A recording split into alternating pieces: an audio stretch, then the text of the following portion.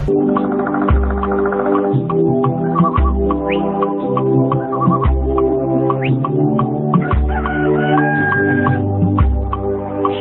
hallelujah, yeah.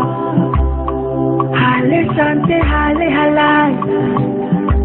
When you wake up in the morning sun, give praise to God who keeps you alive. Shante hallelujah, yeah. Halle shante halle halai. When you wake up in the morning sun, give praise to God who keeps you alive. Shante, Shante,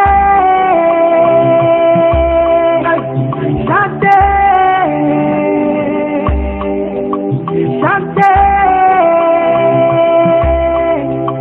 Shante. When you see the birds flying high up in the sky, all of them they like to shante. And when you see the trees, the breeze, they blow them all around. All of them, they like to shante. You say you worship a God. Yes, good morning. Again, when you wake up in the morning, it's good to say hallelujah unto the Lord. Say praise God, because it is a day that the Lord has made, and we will rejoice and be glad in it.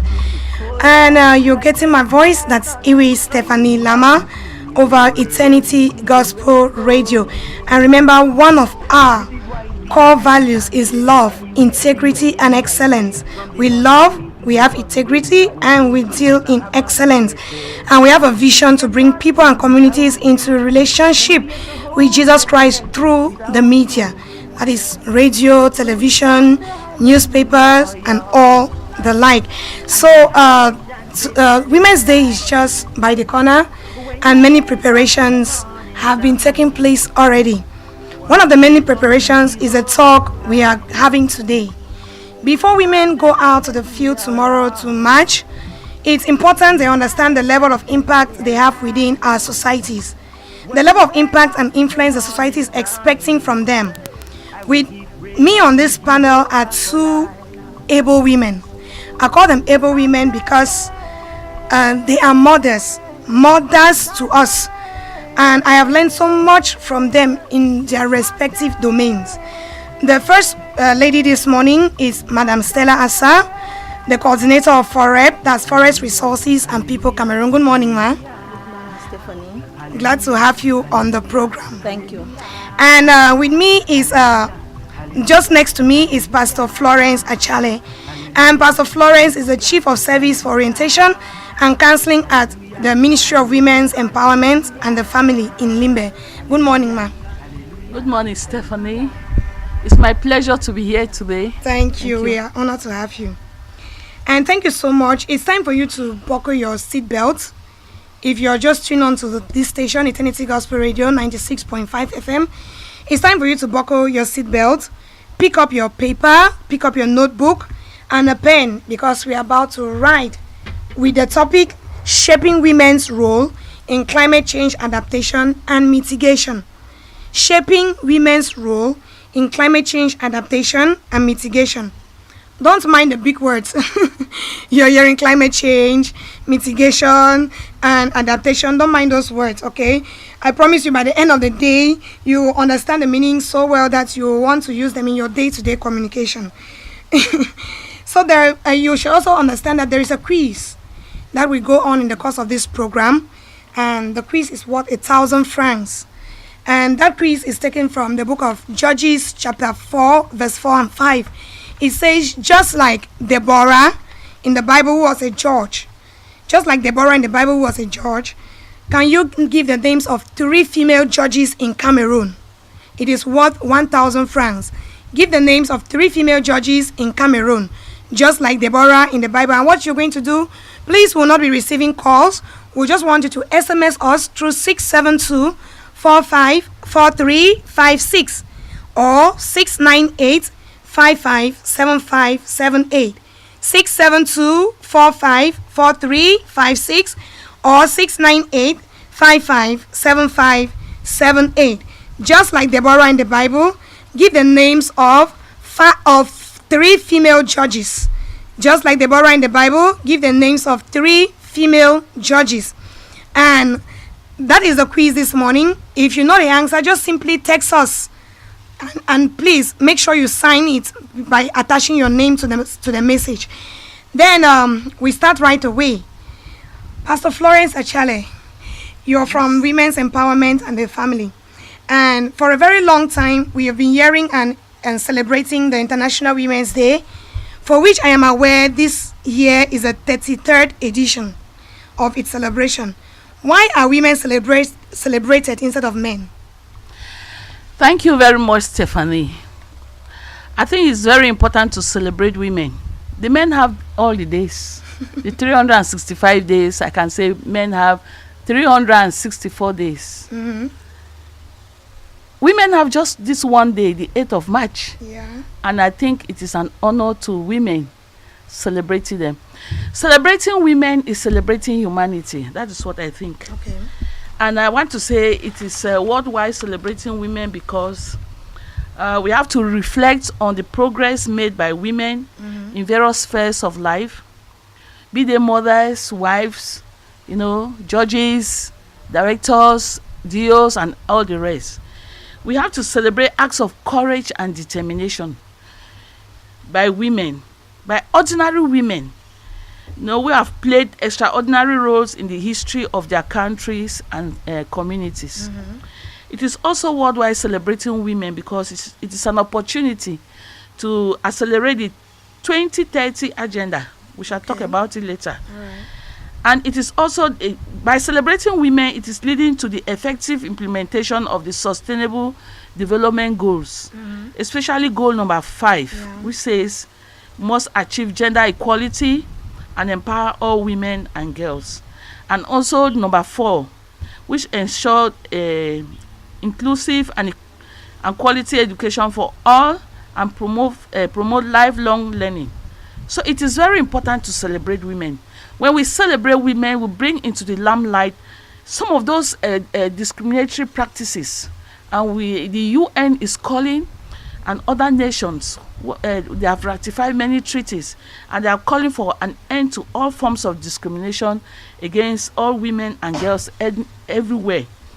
When we celebrate women, also we try to eliminate all harmful practices such as child and early and forced marriage and female genital mutilation.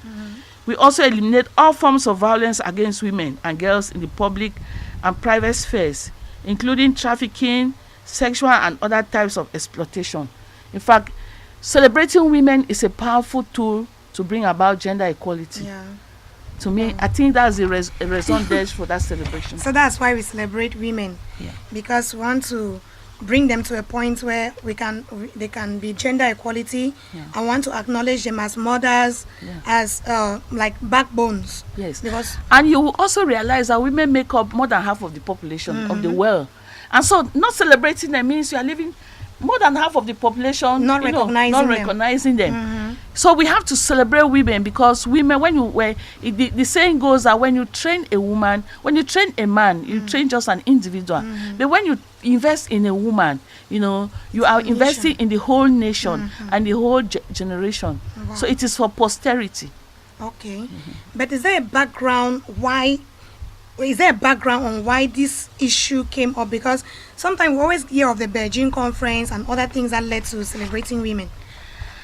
Before the Beijing conference came up, I think this 8th of March, which is celebrated yearly, it was at first held on the 28th of February 1909 in New York, when women clamored for their rights to be heard. Workers in the industries, they wanted equal pay with men and all the rest, you see. And in some time again in 1910, there was a suggestion that the 8th of March should be made the real Women's Day. And this is celebrated yearly, in developed and developing countries. Okay. So it is an annual event, and it's recognized, but it may be peculiar in one place or another. In some countries, it is celebrated it's a lot of advocacy, in Cameroon, we take into consideration a lot of activities and all that pumps, and women wear clothes, a fabric for every year. But in other countries, there's a lot of advocacy. Being made. Women come out and they see to it that little children, little girls go back to school, and they try to clamor for a stop, child trafficking, early marriages, and all that. That one too is done. Even here in Cameroon, we also do it. So each nation has its pattern of celebration. Yes. And with Cameroon, we do it more with march passes and round table discussion, various activities. Women are involved in these activities, and on that day you find women. Even the day before or two before, women take part in various sporting activities and socio-cultural activities, and they come out in their women's fabric, in their meeting uniforms, group uniforms. They celebrate. Just like some days back, the Ministry of Women's Empowerment organized a program for women where they were expressing themselves, their talents. I even saw women playing football. Yes, of course, we did it here in Limbe. On Monday, we had it at the Centenary Stadium. And even last Friday, it was a Women's World Day of Prayer. All right. And the theme for the prayer was on the environment, women and the environment, protecting the environment that God has created. Okay. So, Ma, you work with the Ministry of Women's Empowerment and the Family. Before it came, for some time, we knew it as the Ministry of Women's Affairs. What led to the change, Women Empowerment and the Family? Yeah, the appellation had to change because, when you look at it, Women's Affairs, it was just something something for women to. Most people took it wrongly, thought that it was just maybe women earning in the kitchen, Women's Affairs in the kitchen, but it goes beyond that, and so the name was changed to Women's Empowerment and the Family, because, as I said earlier, educating a woman is educating the whole family. So it was changed to Women's Empowerment and the Family, so that the family too is empowered. The family is empowered. Empowerment and the family. When a woman is empowered, she goes back to the family, and this trickles down to all the members of the family. It's not only the woman who is empowered. And so we want a kind of gender balance, whereby the men to know what the women are doing, not just leaving it for woman. For the woman. For the woman. That's why we say woman. They say we say man picking. We say we are together. Picking waka stick for OH. That's great. Wow. So that is Women's Empowerment and the Family. That's beautiful. And the greatest, now this question I want to ask goes for Madam Stella as well. And it is, are there, being in the office where you are as the Chief of Service of Orientation and Counseling with the Ministry of Women's Empowerment and the Family, are there some challenges you face in that position as a woman? Of course, I do. What are some of the challenges that you face? I'm counseling young girls and young boys who come to the Women's Empowerment Center. The centers in the ministry, those are these are places where women are really empowered, because they come there and do training. They teach on women's rights, and the family is empowered. We have the daycare there. We have men to come in there. We have catering services, hotel management and catering, computer and secretarial duties. We have sewing and interior decoration, and we have hairdressing, massage, and all that. So men too, boys to come there. So I have the challenge I face most often is, we deal with women, young wives, women who have left school for some time, some who have not even gone up to primary 5 or completed primary school. So the challenge is that, sometimes talking to them, they may not be able to understand, what you are talking about, women's rights. Sometimes you have to even go down to talk in pidgin to reach that mama there who wants to know how to do catering. but she cannot remain at home. She's encouraged, so you have to talk to her in that pidgin. So oftentimes communication is a problem. It's a problem. People have diverse problems, sometimes it's marital issues, relationships, so you have to go deeper into that. But being a pastor too I can say it's a plus, because as a pastor you have to look at the Holy Spirit to help the you, Holy of Spirit course. to help you in all these issues. So I want to say the work is easy with the grace of God. Yeah. Yeah. Amen. Amen. And Madam Stella, you are the coordinator of forest resources and people, an organization, and being in that domain where there is research, conservation, and all, like most often we see it as a man's job. How do you cope with that? How do you manage the challenges in that domain? Thank you very much, Stephanie. Before being a coordinator, I had been a researcher who works in the field. If we want to talk about the challenges as a woman, we are not going to leave this place today.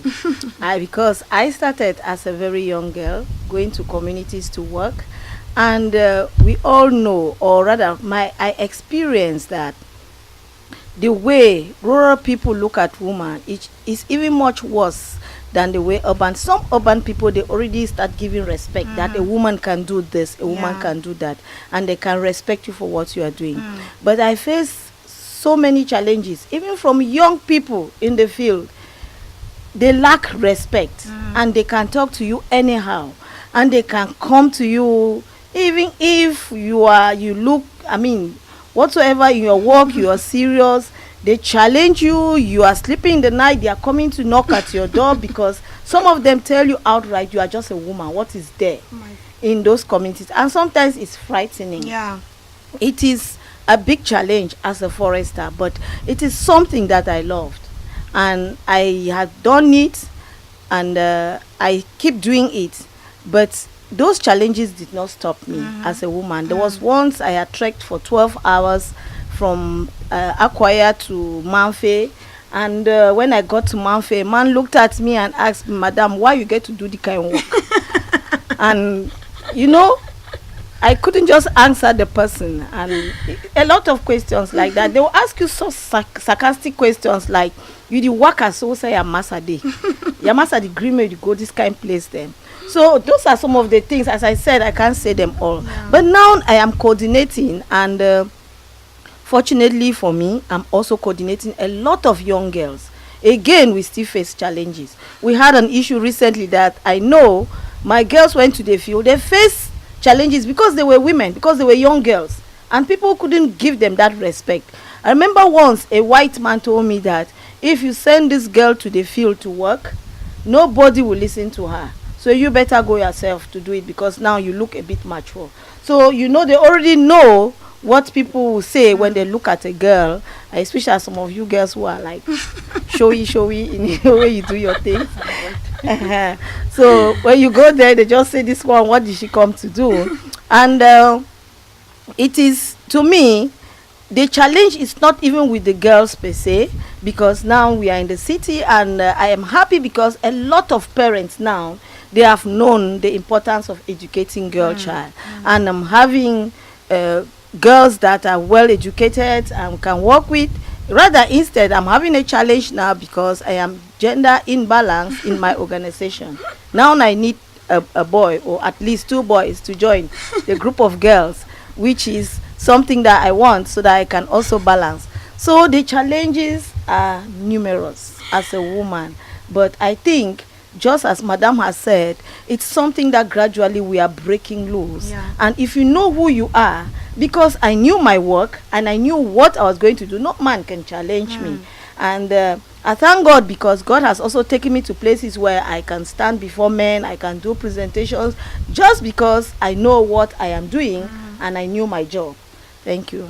Wow, thank you so much. It's quite challenging, and you see that in every domain there is a challenge, whether it being at the top or right down there, someone is facing a challenge somehow. And that is, I think, what I believe the team this year has to handle. And with respect to to this talk, to the challenges, what is the theme for this year's celebration, and what does the theme, what actually led to the theme being selected? Why did they choose this particular theme for this year? Thank you very much, Stephanie. The theme for this year, first of all, it is the 33rd edition of the celebration in Cameroon.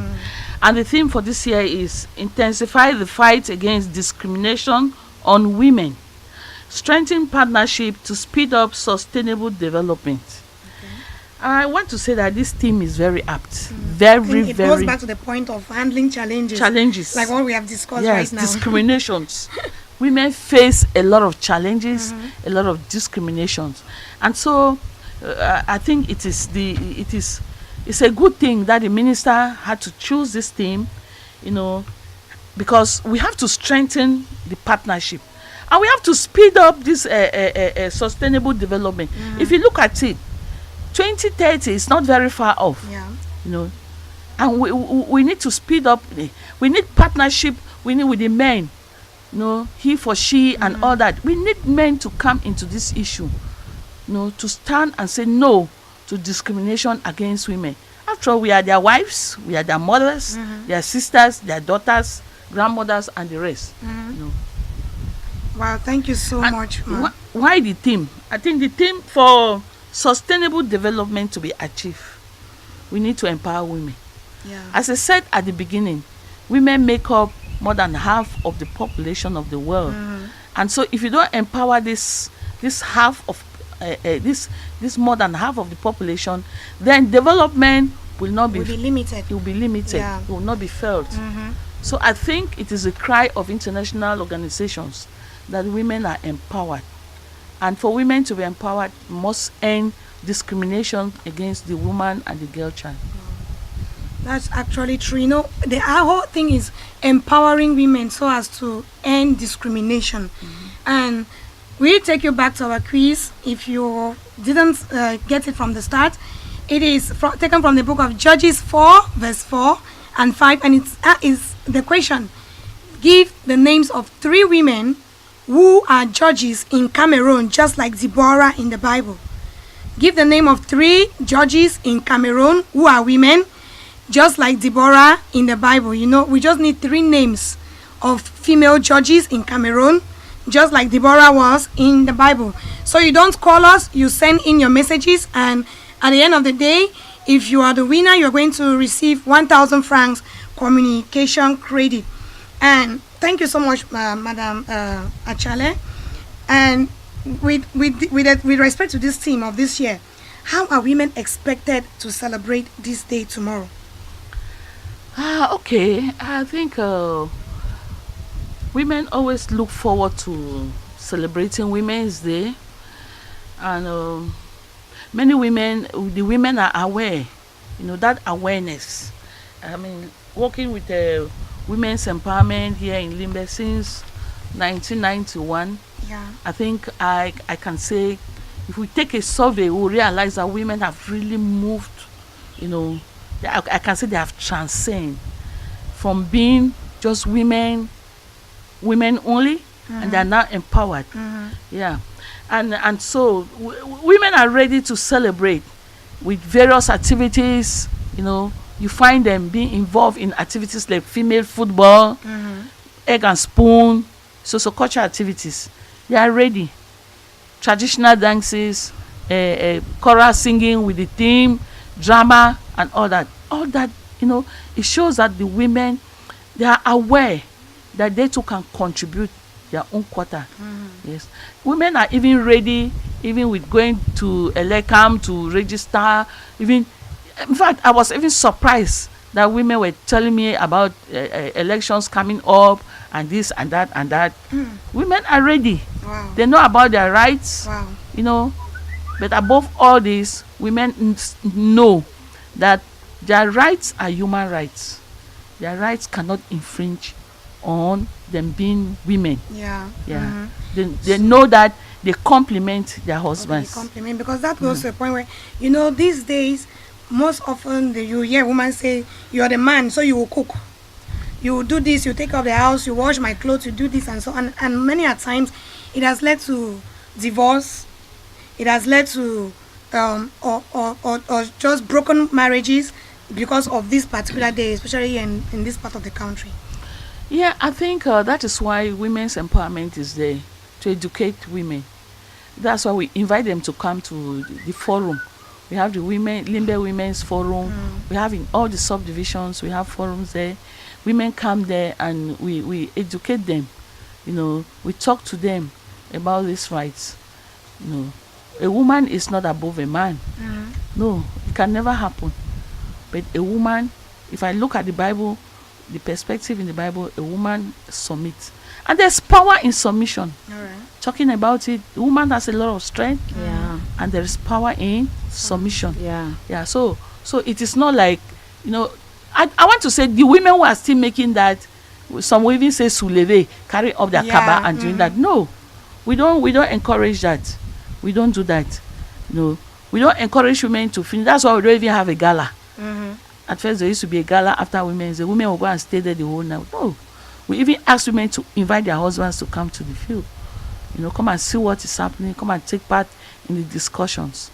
So women, it's long ago that women used to do that. At Limbe, women in Limbe are very, very matured now. Yeah. Very matured. They come out and do exhibition. They march. You know, their prizes. Other women who are well-to-do, they encourage the other ones by giving them prizes and all the rest. You know, so women are now very mature. All right. I don't think all that is going on again. Okay. Well, thank you so much, Madam Achale. We'll get back to you. Right Thank now, you. we'll go on with Madam Stella Asa, the coordinator of Forest Resources and People. And just a minute before I get to Madam Stella, Madam Achale, do you think that women should be engaged in solving global issues like climate change? Of course. Okay. Women should be the most active partners. You know, because the women are the ones they interact with the environment a lot more than the men. That's true. Yes, like cooking. Yeah, you hear my mother would tell me that food on the gas cooker is not as sweet as The one on the fire. Yes, So- they used to say corn that is cooked on gas is not very sweet as the one that is cooked on the So she will use firewood. firewood. She will go to the farm and she will bring firewood. Yes. So they are the ones who Interact more with the with environment. the environment. And so the women, they have to know so that they don't misuse the environment. All right. Yes. Okay, and that brings us to the main topic of today, to our main topic of today, shaping women's role in climate change adaptation and mitigation. Remember, the quiz goes on. It's 1,000 francs communication credit. Give us the names of 3 judges in Cameroon, 3 female judges in Cameroon, just like Deborah. And we get now to Madam Stella Asa, the coordinator of Forest Resources and People. I want to ask you this question, ma'am. The woman in her kitchen, the woman in her vegetable farm, or the woman along the call box on the street will be wondering what I have actually been talking all about climate change. Mentioning climate change, mitigation, adaptation. Please, what can these things mean? So that she can be able to understand it before we go on to the details of the talk. Thank you very much, Stephanie. One thing I have noticed as somebody also who is in the streets, I've noticed that this phrase or these 2 words, climate change, is not really new. I'm shocked when sometimes people will just say, hey, this thing is happening because of climate change. Somebody that you don't even expect. Yeah. So I think a lot of people already know about climate change, but it is important also that we say, I throw some light on that. We scientists first notice that there is so much changes in the atmosphere. There are a lot of things that are happening now that were not happening before. Sun is so hot. So I will just give some examples. For example, you see in some areas flooding is too much. We have been seeing there's no time you look on the television, you will not see flooding in one part of the world or another. We have parts of the world that used to have ice constantly round the year. But we also see on television how this ice is melting. This ice is melting. Now, these things, they are not, climate change is not only in those areas that we are seeing, even around us. We have noticed, for example, when I was in secondary school, I know exactly that dry season used to start by the second week of September. That one I was sure, and we could see dragonfly, a lot of things that were so unique. But these days, for the past 3 years, you see that people are confused. They don't know when rainy season stops and when dry season starts. It's really December. Yes, exactly. In the mid of maybe December, we can see, okay, rain can stop. And before you realize, for example, this year, February, so much rain. Meanwhile, in those days, people used to know 15 March, oh, we are going to plant. Rain comes. Yeah. So these are the type of things that are coming in. They are playing on us because of the change in climatic conditions. And maybe I will just highlight one of the main reasons is because of the rate at which they cut down forests. It's so alarming all over the world. Agriculture is intensifying. People are now planting more of palms and rubber, cutting down forests that used to. Forest is one of the things that actually controls the climate very well and regulates it, in the sense that, oh, the season comes like this and goes like this, and this is how the climate has to be, the rain has to be regulated like this. That is how God created it, and God made these things, all of these things, gave us this forest. None of us who are cutting this forest planted it. Yeah. God put them there for this purpose. But yet man has come and man has used them in his own way and in a greedy way for that, and it has really been affecting us, and this is all what we are calling climate change. And you were saying, you were saying something about mitigation. These are words that in our scientific climate change situations, these words have just come up. They say adaptation. What is adaptation? Now, all of us or many people know the word adapt. Adapt is just to fit into a situation that has happened, into a process. Now we are already in the situation of climate change. So adaptation is how do we flow inside? How do we fit inside? And see how it can go, because even though we are fighting to stop it, it is happening. So we need to adapt to it. We need to know how to do things so that we fit ourselves into the changed climatic conditions, into the new environmental conditions that are around us. We also have words that they use, they call mitigation. What is mitigation? Mitigation, just as I said that we are fighting, it is like, how do we make climate change to be a bit mild, not to be so harsh on us? Sun too much, every day we are crying. Sometimes you see in the market people are shouting, oh, better than rain. Sun is so hot, sun is so hot. When rain will come, they say, oh, better than sun. And we see that there are a lot of extremes in weather conditions, a lot of extremes. So now we are saying that mitigation is how do we try to really make it a bit mild, not to be so severe on us. That is what we call mitigation. I don't know if somebody is actually getting me, but it is just to see how we can make climate change in our own little way, not to be so harsh on us. For example, we can decide that in Limbe we decide to plant trees again in all the places around us that trees have been cut. That is our own way of mitigating the climate change in our own area, and they call it in our own microclimate, in our own environment. That's mitigation. We also have a word that climate change people are using. They call resilience. Resilience, like it is from the word resilience. Resilience is like, now wind has pushed a tree to one side, it's leaning. Now the issue is, how do you recover? How do you stand back to come back? It's a kind of a bounce back. The climate change has taken us, is bending us to one side. How do we make sure we come back to our original situation? It's a very tough thing in a climate change situation, because the way we are seeing, if we don't fight the climate change, the resilience is going to be really tough for us. And there's going to be a time when you will like push down the tree and you cannot get to practice resilience. Wow, thank you so much. And now climate change is actually increasingly being recognized as a global crisis, and in particular we have global things that come up that relate to climate change. Now in Africa there are also crises that are faced as a result of climate change. In Cameroon there are crises that are faced. But let us look around us in Limbe. What are some of the things that we face as a result of this climate change, particularly that we can point out in Limbe? Thank you very much. I think in Limbe, a lot of us are aware of what happens in Limbe. I will just pick this one. What happens when there is so much rain? Let's say rain just falls from 4 a.m. as usual till around 9 o'clock. That heavy rain that used to come just from 4 a.m. to 9. And then we also know what happened. All of us knows what happens. Go to Church Street. Yeah. Those of us who are not around Church Street might not have seen it. Or Down Beach. Then you will see what the impact of climate change is on us. Because you know what happens is that, just as I said, the trees up there has been cut. The hills are loose. Then everything, even when the rain falls, it brings down even the soil and the debris and blocks our waterways. First of all, our Limbe is a very beautiful place. And you know it's a flat land, nice down there. By the time everything comes down to the hills, what happens from the hills? What happens?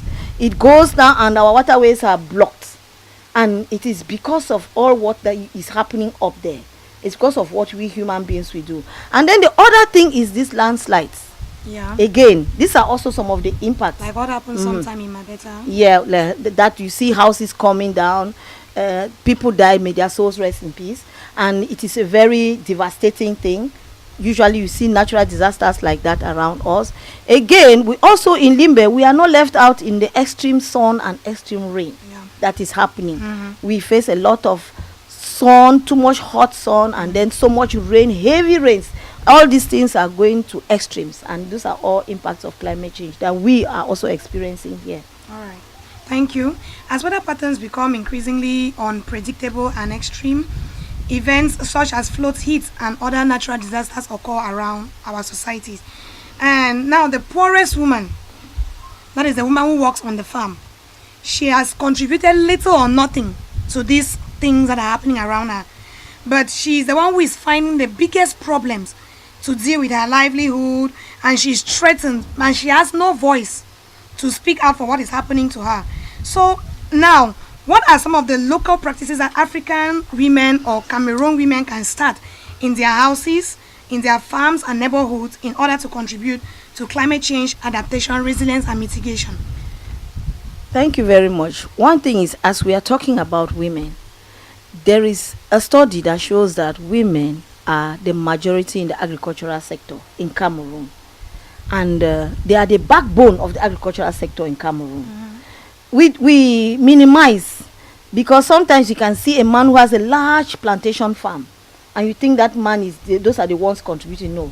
The little vegetable farmers, the women that are doing their small vegetables, this country, Jamajima bitter leaf, a lot of small things, cocoyams, they are contributing a lot to the food security, the food security in Cameroon.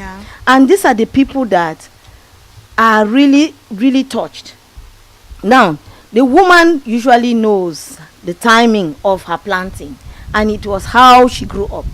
She already knew the timing. She could do it. But now these things are happening. So what can she do to also help to tackle this issue that is affecting her? Because this is where she feeds from. She feeds her home. She has a bit of money for her njange to buy her nice wrapper and things like that, and to feel comfortable in society. What can she do? One of the main things that we are trying to tell women is to change, just as we are saying, change the pattern of agriculture. Our normal practice of agriculture is slash and burn. It is not a good practice that you come to a place, you cut all the trees, and then you burn all the grass before you start. First of all, see the scorching sun, and then you don't even leave a tree in the farm, because those trees, they play their part. So then, if women can try to change agricultural practices. Now, in this sense, I am not an agriculturalist, but I know that we have agriculturalists that can always teach women better agricultural practices rather than slash and burn, which is really detrimental to farming. I know that many years ago already, even before the issue of climate change became so hot, they have been stopping, the agricultural sector have been stopping the use of Ankara. A lot of women know that when they use Ankara, for that one, Ankara is when they gather grass, put soil on it, and then they burn. You know, anything that comes out from it that season is fantastic. It's very good. It's so fresh. But what happens to that soil after that? It is really depleted. The soil is totally depleted. So women also are discouraged of doing Ankara. It is not a good practice that helps climate change. Also, we have the use of firewood, which is the basic fuel we use in most of our homes.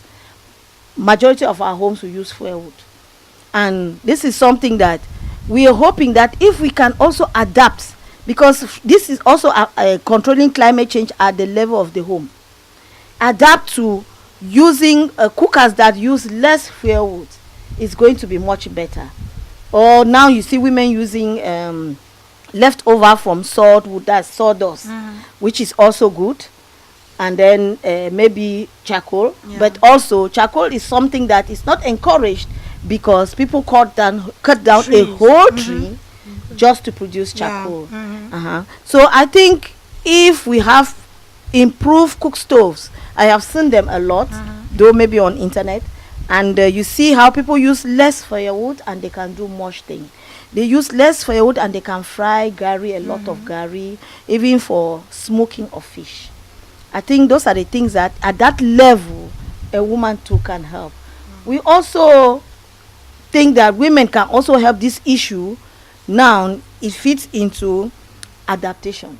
Like, how do we dispose our waste? What do we do with our waste? For example, if a woman can just adapt the habit of separating the things that can get rotten from the things that cannot get rotten, and separate them and don't throw them together. The ones that can get rotten, that we call biodegradable, it's useful for her. She can go and always carry it and throw it in her farm.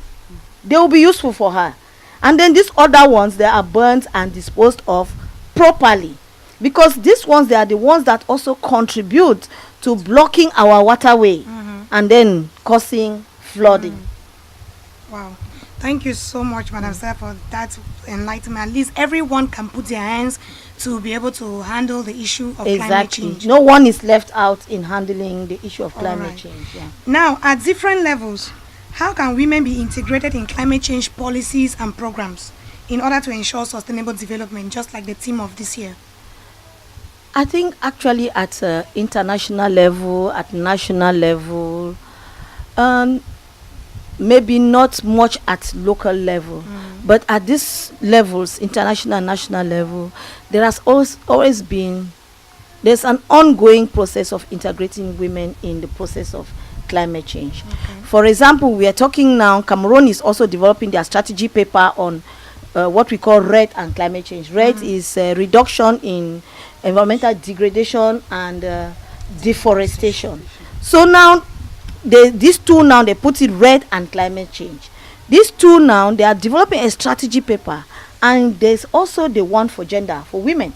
There's a gender paper, so which means they are already integrating women in developing policy. This is a paper, this is a strategy paper that goes into formulating a policy on how to deal with RED and climate change in different countries. That's something that was developed from what they call Intergovernmental Panel for Climate Change.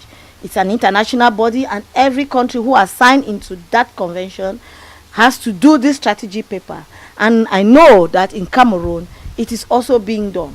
But I also think that in Cameroon, more should be done in bringing the voices of the local women. At the really local level. When I say local level, at maybe regional level, from the regions, from the sub-regions, and even from the villages. Very little is learned. It's true that they might call a few women who work for NGOs and come and put them together in hotels for 1 week and say, bring your voices on the table on how we can handle this matter. I feel that what is lacking is how many women from the local level are there. And also, it's not just to bring women from the local level to that level, because by the time you bring her to that level, she can't express herself.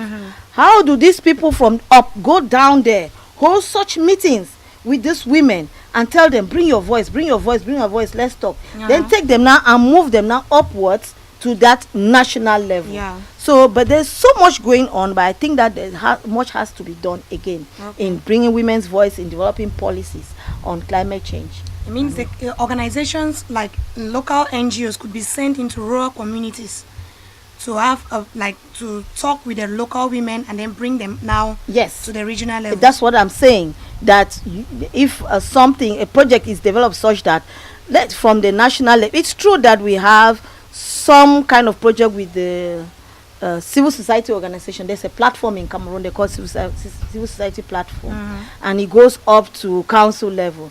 But we know, as concerns this strategy paper, I believe, and also I don't see a lot of the Ministry of Women's Empowerment in this panel discussion. I see more of environment, forestry, and things like those are the ministries that we see more in such discussions. Because, for example, as Madam Achale is here and she works with women, I don't know how many times such panels have come to them and say, call those your women groups, because those are women groups. They had a lot of farmer women groups inside. Let's talk about this thing. Let's bring out suggestions on how to push forward until it gets to national policy. That's what I'm saying. So it's something that has to come really down to that level and bring in women, involve women's empowerment and the family at that local level, and then takes them. It can involve, I am not saying they are not involved. Sorry, madam. They can be involved, but they are more involved at the national level. So those ones up there.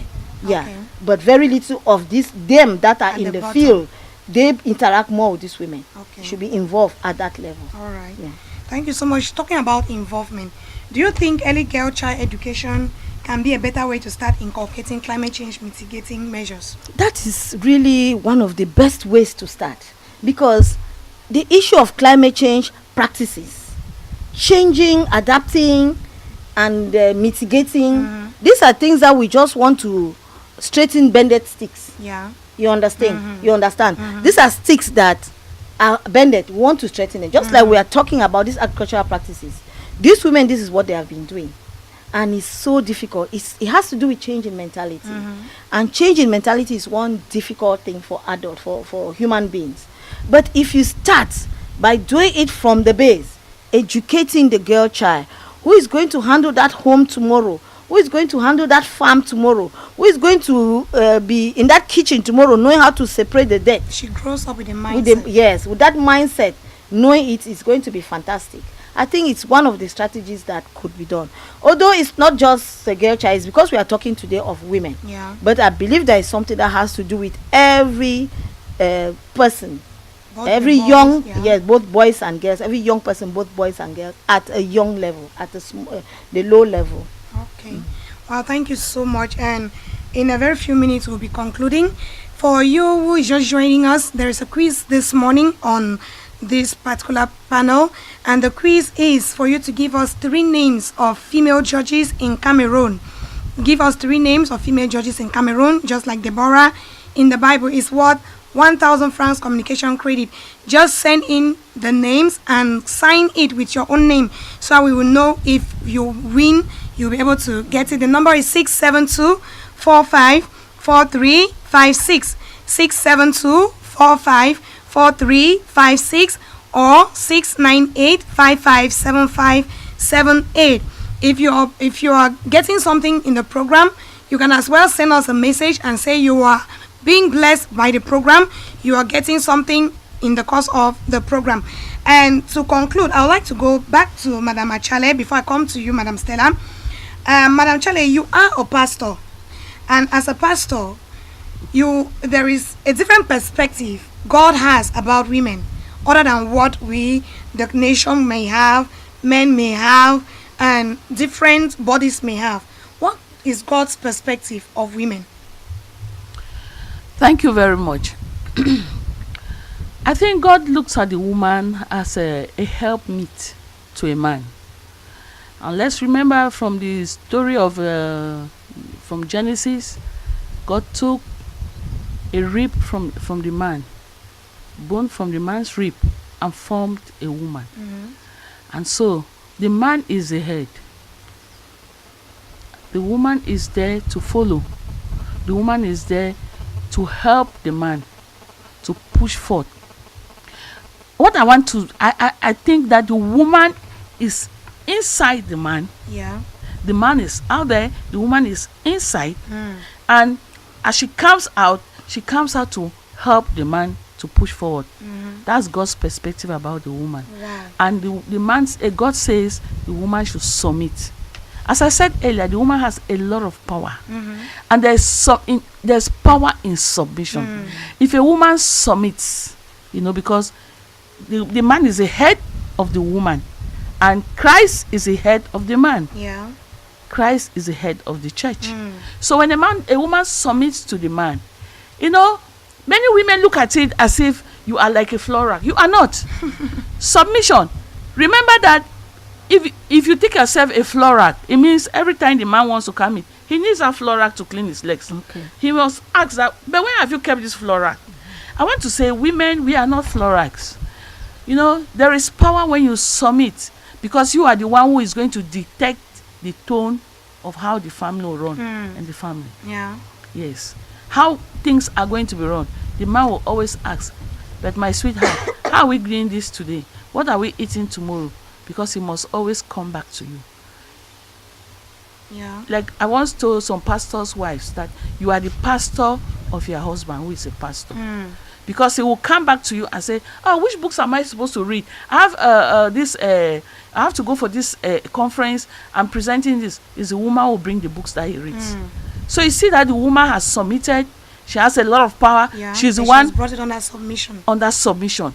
So that is God's perspective for a woman. Wow. But I want to say that celebrating Women's Day and talking about equality between a man and a woman. You remember God gave all these rules for us to follow. But the human being who are, God says the heart of man is desperately wicked. And so the man tried to push the woman to one corner. That is why, many organizations are bringing it back. But women, let's take our role. Amen. That of submitting. Wow. Amen. Thank you so much, Pastor. And back to you, Madam Stella.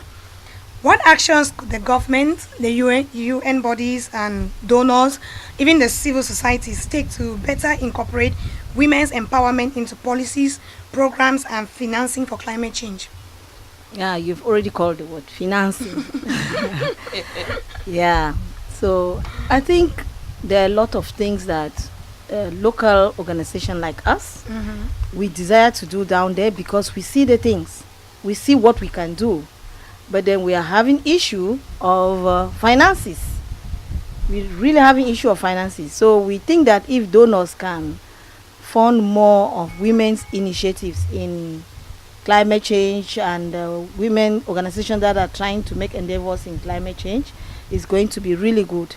We also think that government can also encourage this, because as I said, there are a lot of different ministries that government through them can work on the ground and support women to do exactly things that can support and to mitigate climate change. All right.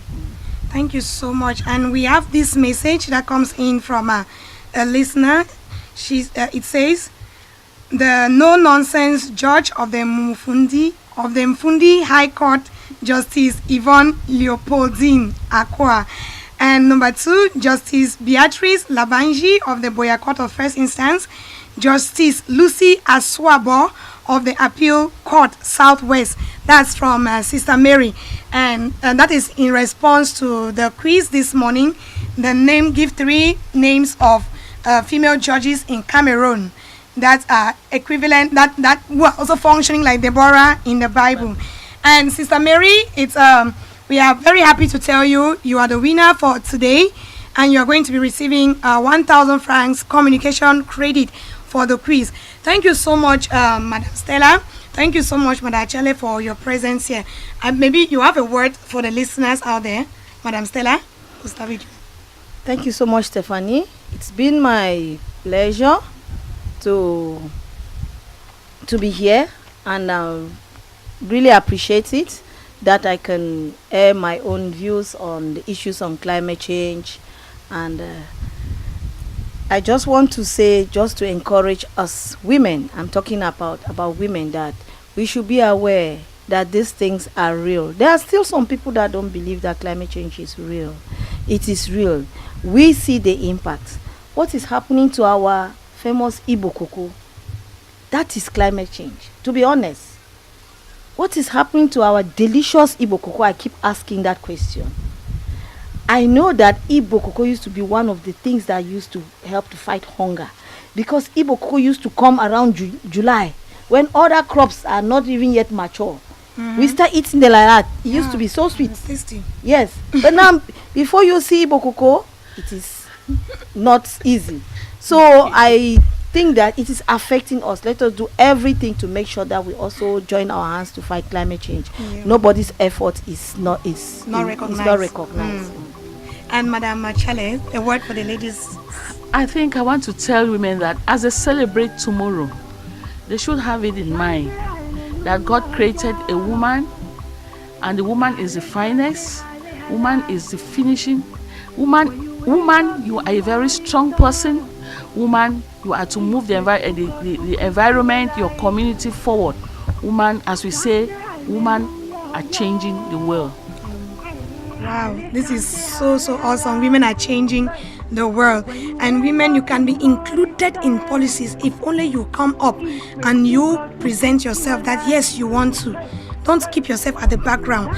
Thank you so much for being here. We have been so privileged and honored to host Madam Stella Asa, the coordinator of Forest Resources and People. And thank you, Madam Achale Florence of Women Empowerment and Family. Thank you very much. We say thank you to Eternity Gospel Radio for hosting this program, and thanks to the Pan-African Center for Climate Policy for being the brain behind the program.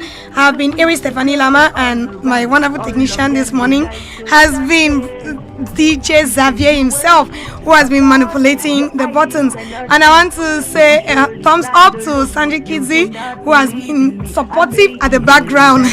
And thank you so much for listening, Sister Mary. You are the winner for today, so you are going to send in your number so your credit could be forwarded to you through 672-454-356 or 698-557578. Please do that right away so you can receive your communication credit. It's been a privilege hosting you. Have a very wonderful day and celebrate safely. Bye-bye. Without you, and we are so hopeless and helpless without you. So we shout the hallelujah, oh yeah, and we highly chant the hallelujah. When you wake up in the morning sun,